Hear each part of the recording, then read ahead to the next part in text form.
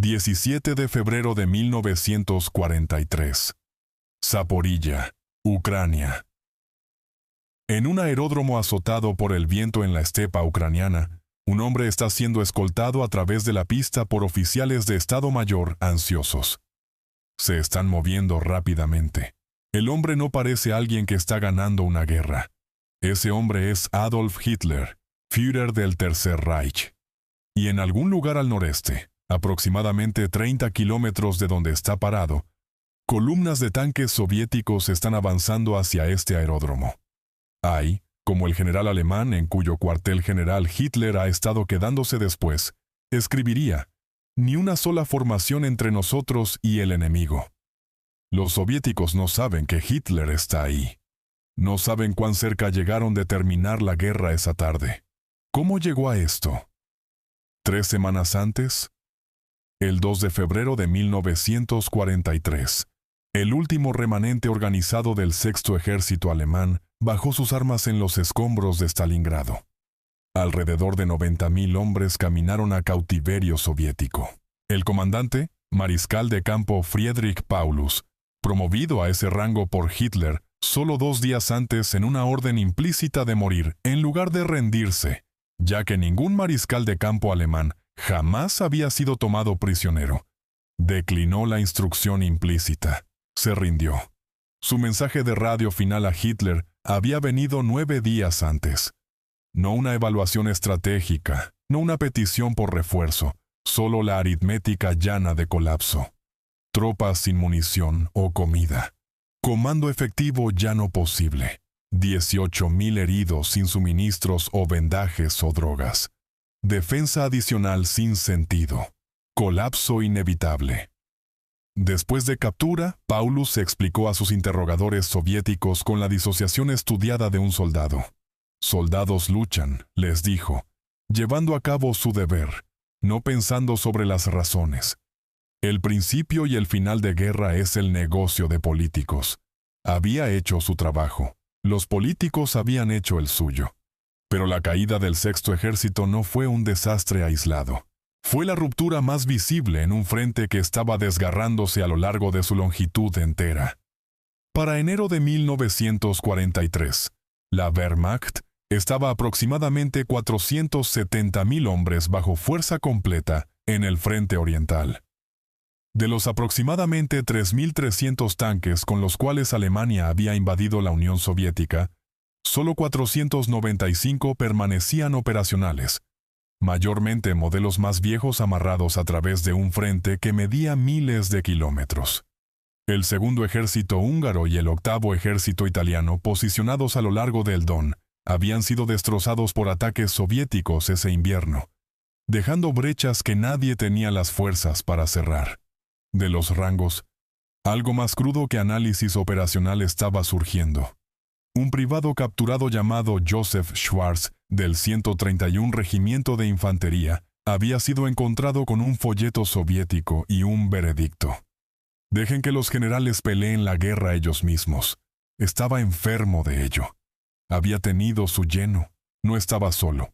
La destrucción del Sexto Ejército no solo había costado a Alemania un ejército, había costado algo más difícil de cuantificar e imposible de reemplazar. El único hombre en el comando alemán que parecía comprender tanto la escala completa de la crisis como la posibilidad específica de sobrevivirla, fue un aristócrata prusiano de 55 años, con cabello plateado y manera imperiosa que actualmente comandaba lo que quedaba de las fuerzas sur de Alemania, desde un cuartel general en Zaporilla. Erich von Manstein, comandante del Grupo de Ejército Don, pronto a ser redesignado Grupo de Ejército Sur, y por el consenso de sus pares, incluyendo sus enemigos, la mente operacional más fina en la Wehrmacht, había diseñado el corte de hoz por las Ardenas que destruyó Francia en 40 días. Sebastopol cayó a su asedio en 1942. En noviembre de ese año, cuando Hitler y su Estado Mayor comenzaron a entender la escala de lo que venía, Manstein fue jalado del frente de Leningrado y dado comando de una formación que existía principalmente en papel. Lo que Manstein creía y lo que lo hacía peligroso de luchar y difícil de trabajar Fue una doctrina que sus superiores encontraron casi físicamente incómoda. Defensa móvil. Intercambiar espacio para preservar fuerzas y dejar al enemigo avanzar. Dejar que sus flancos crezcan largos, sus líneas de suministro delgadas, sus medidores de combustible caigan hacia vacío. Entonces, cuando su momento se ha gastado y están amarrados a través de cientos de kilómetros de estepa, golpear.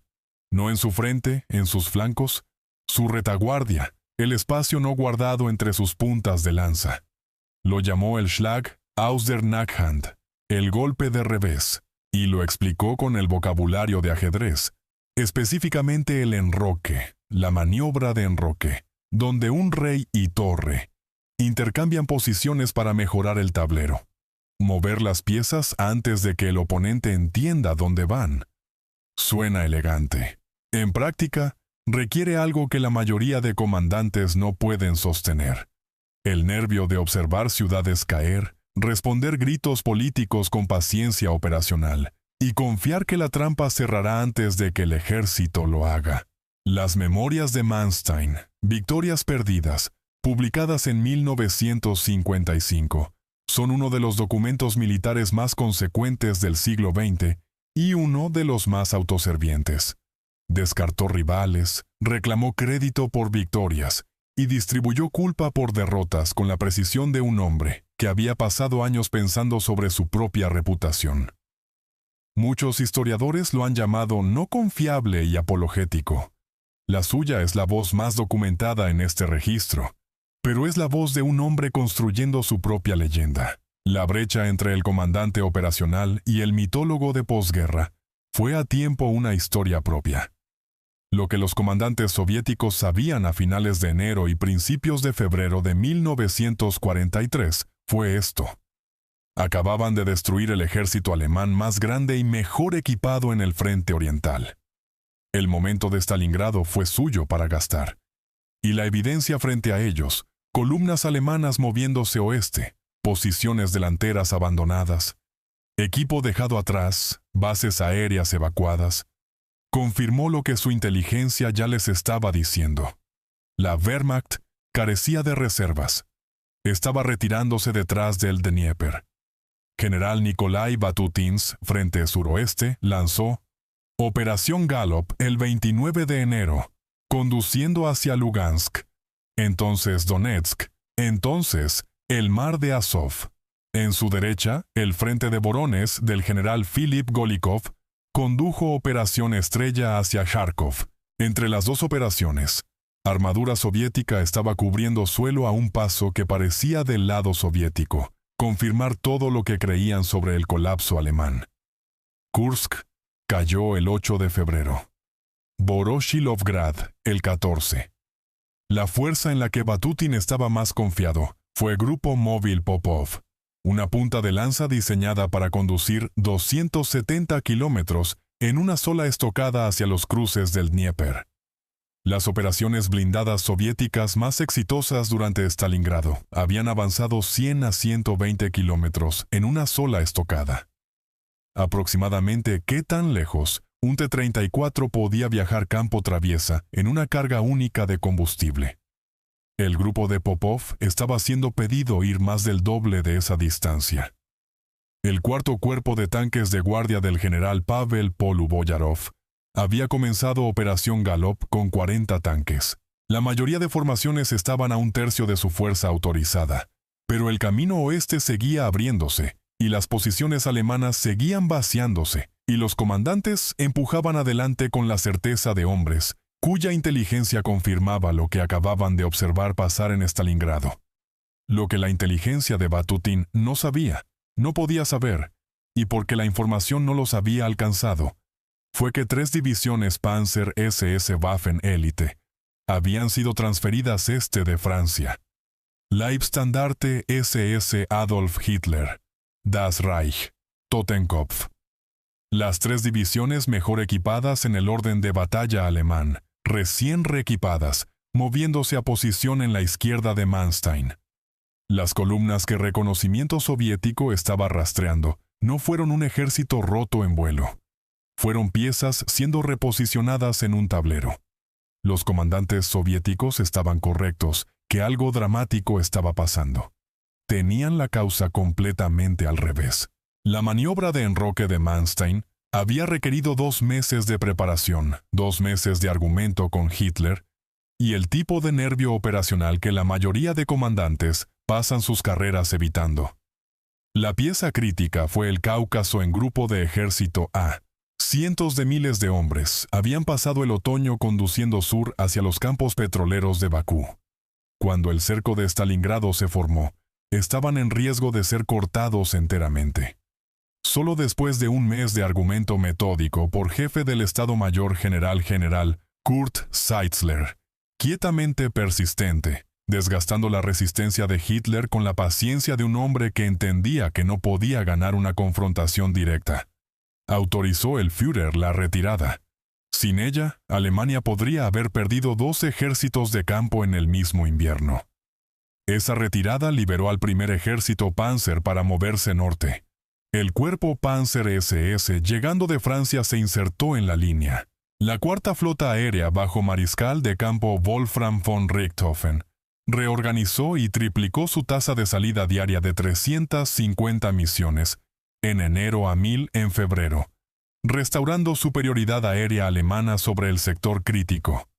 La trampa estaba siendo establecida y cada soldado alemán moviéndose oeste, cada posición abandonada, cada columna de vehículos que reconocimiento soviético detectaba, estaba siendo leída en el cuartel general de Batutín, como confirmación de la ruta que estaban persiguiendo. Entonces vino el 13 de febrero. Hitler ordenó Járkov sostenida a todo costo. 15 de febrero. SS Obergruppenführer Paul Hauser, 62 años, ojo de vidrio, papá para los hombres de su cuerpo, ordenó la ciudad evacuada. Fuerzas soviéticas entraron el 16. La ciudad que Hitler había demandado ser sostenida hasta el último hombre, ahora estaba en manos soviéticas. Y el oficial que la había rendido fue el hombre en quien Manstein estaba contando para ejecutar el golpe decisivo. Observar una ciudad mayor rendirse mientras aseguraba al Führer que esto fue parte del plan. Ese fue el precio operacional de la estrategia de Manstein. Y fue un precio que Hitler apenas podía soportar pagar. Cada ciudad perdida fue otra negociación. Cada negociación estrechó el margen de confianza. 17 de febrero. Aeródromo de Zaporilla. Hitler llega al cuartel general de Manstein para aprobar la contraofensiva. Las reuniones corren a través de 3 días. El argumento es el mismo argumento que Manstein ha estado haciendo por semanas. Los rusos están agotados, están lejos de sus depósitos de suministro. Su combustible está casi ido, golpea ahora. Y mientras esas conversaciones están pasando en la sala de operaciones, donde los mapas están esparcidos, y los marcadores de posición están siendo movidos, el Estado Mayor de Manstein recibe un reporte. Columnas de tanques soviéticos. Lo que queda del grupo móvil de Popov corriendo en aproximadamente 50 tanques trabajando, combustible críticamente bajo, han cerrado adentro de distancia de golpe de los cruces del Dnieper, dentro de 30 kilómetros de este aeródromo. Para mediodía, el Führer del Tercer Reich está en un avión. Oficiales de Estado Mayor preparan el cuartel general para defensa de rango cercano. Los soviéticos están a 1 hora, y el puesto de comando alemán más consecuente en el frente oriental está parado entre nada y ellos.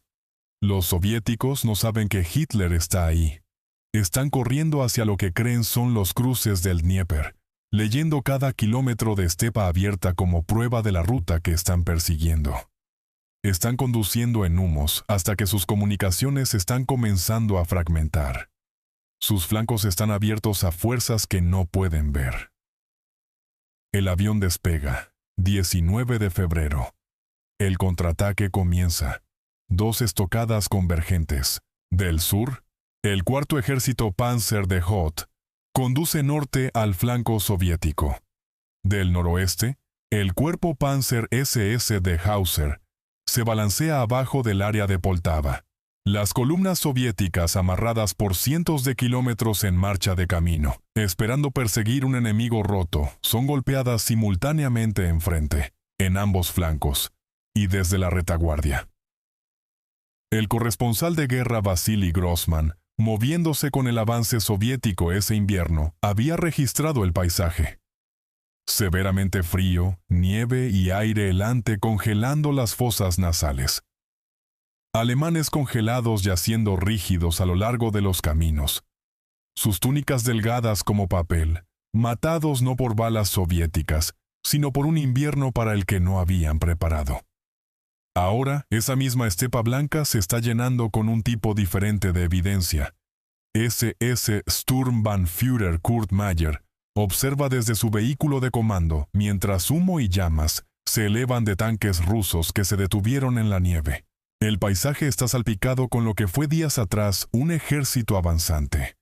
El grupo móvil de Popov, la fuerza que había estado dentro de alcance del Dnieper, dentro de 30 kilómetros de la silla de Hitler, es rodeado y destruido. 50 tanques trabajando contra la armadura concentrada de 3 divisiones SS. Las formaciones que Batutin había estado urgiendo adelante son capturadas a medio paso, su momento vuelto contra ellos. La inteligencia que les dijo que los alemanes carecían de reservas no había estado equivocada sobre lo que vio. Había estado catastróficamente equivocada sobre lo que significaba. Para principios de marzo, la ofensiva soviética sur ha sido destrozada. Alrededor de 80.000 bajas soviéticas, más de 1.200 tanques perdidos. Pérdidas alemanas aproximadamente un cuarto de eso. La trampa ha cerrado. Pero el cuerpo SS de Hauser ahora está moviéndose en Yarkov. El intento declarado de Manstein había sido cerco. Sellar la ciudad, cortarla, reducirla sin un asalto frontal. Un ataque directo en un área urbana defendida cuesta más de lo que necesita y destruye lo que toma. Hoth, comandando el 4º Ejército Panzer, dio a Hauser una orden con espacio en ella: sellar la ciudad del oeste y norte, y tomar cualquier oportunidad de apoderarse de ella. Lo que Hauser escuchó o eligió escuchar fue permiso. El 11 de marzo, condujo todas 3 divisiones SS directamente a Yarkov. 4 días de lucha casa por casa, edificio a edificio, cuarto por cuarto en una ciudad ya golpeada por 3 años de guerra. Leibstandarte, Das Reich, Totenkopf, los hombres que 6 semanas antes habían sido ordenados sostener esta misma ciudad hasta el último, y cuyo comandante la había evacuado en lugar de obligar ahora, sangraron para retomarla calle por calle. El 15 de marzo, la bandera SS se elevó sobre Charkov. 2 días después, fuerzas alemanas retomaron Belgorod. La lucha casa por casa mató aproximadamente 4.300 hombres del cuerpo Panzer SS. Pérdidas soviéticas en las semanas precedentes en ese sector numeraron 46.000 muertos y 14.000 prisioneros. La pregunta de quién decisión el asalto directo realmente fue: ¿el plan de Manstein, la orden ambigua de Hoth, o el juicio independiente de Hauser, posiblemente conducido por algo más que lógica operacional? Nunca fue formalmente resuelto. El reconocimiento de posguerra de Hauser fue retrasado. Algunos historiadores han sugerido que el retraso fue castigo por abandonar la ciudad en febrero. Es la ciudad que abandonó para salvar su cuerpo, entonces gastó su cuerpo para retomar. Esa contradicción nunca fue públicamente aireada. Permanece no resuelta. La maniobra de enroque, el golpe de revés, el nervio de sostener firme mientras ciudades cayeron. Todo ello fue real y el registro operacional lo apoya completamente. Hubo un tablero y hubo piezas, y Manstein las movió con una precisión que historiadores militares todavía estudian. Lo que el vocabulario de ajedrez no muestra es sobre qué el tablero estaba sentado. En noviembre de 1941, Manstein emitió una orden del día. Llama a judíos portadores espirituales de terror bolchevique. Endosa su persecución. Unidades bajo su comando proporcionaron logística y seguridad para operaciones de grupo Einsatzgruppen. Las unidades de muerte móviles moviéndose por el este ocupado, ejecutando judíos, comisarios soviéticos y cualquiera más designado para eliminación.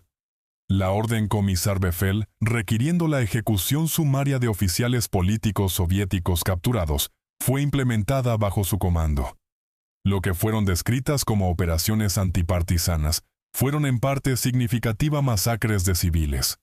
Esto no fue un secreto a nivel de cuartel general. Los Einsatzgruppen requerían cooperación del ejército alemán para funcionar.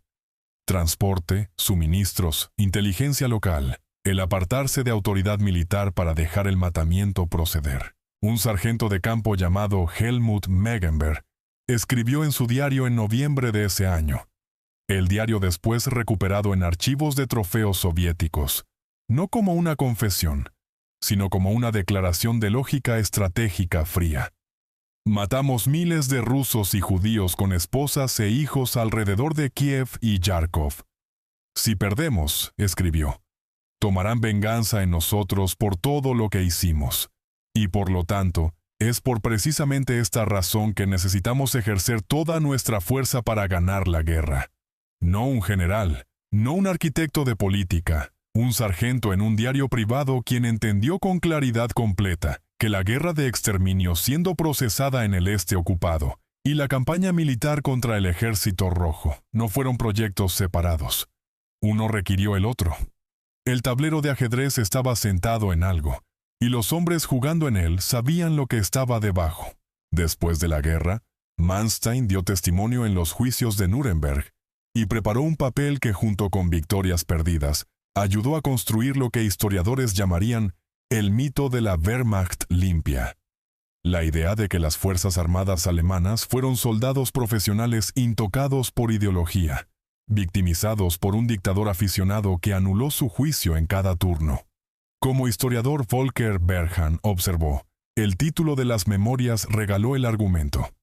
Había sido la interferencia de Hitler, no la complicidad del general, que costó a Alemania su victoria.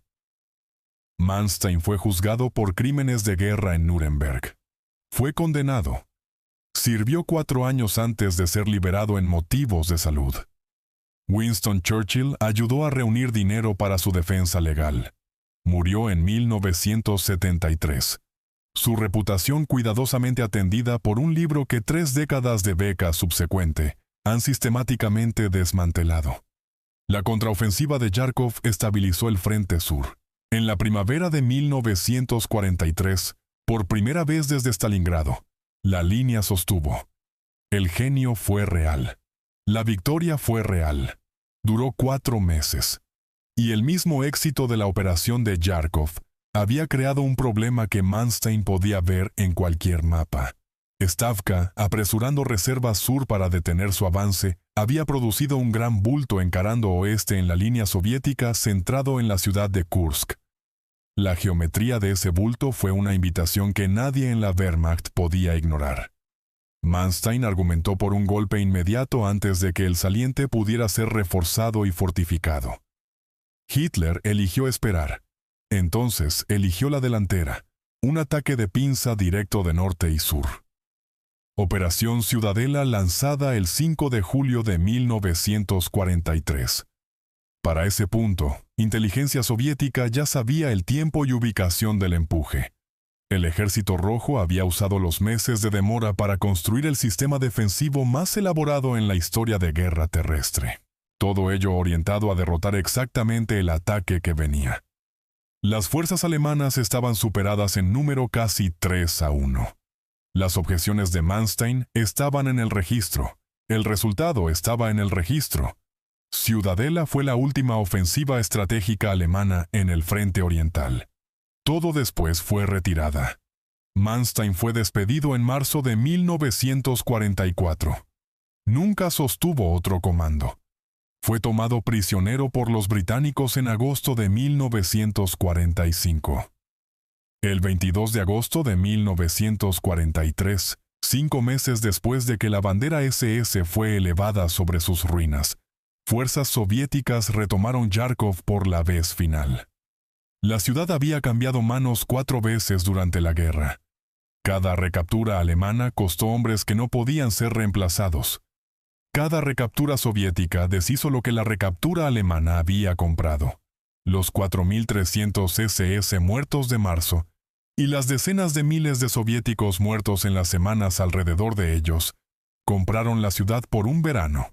La bandera que los hombres de Hauser elevaron en marzo se había ido antes de la cosecha.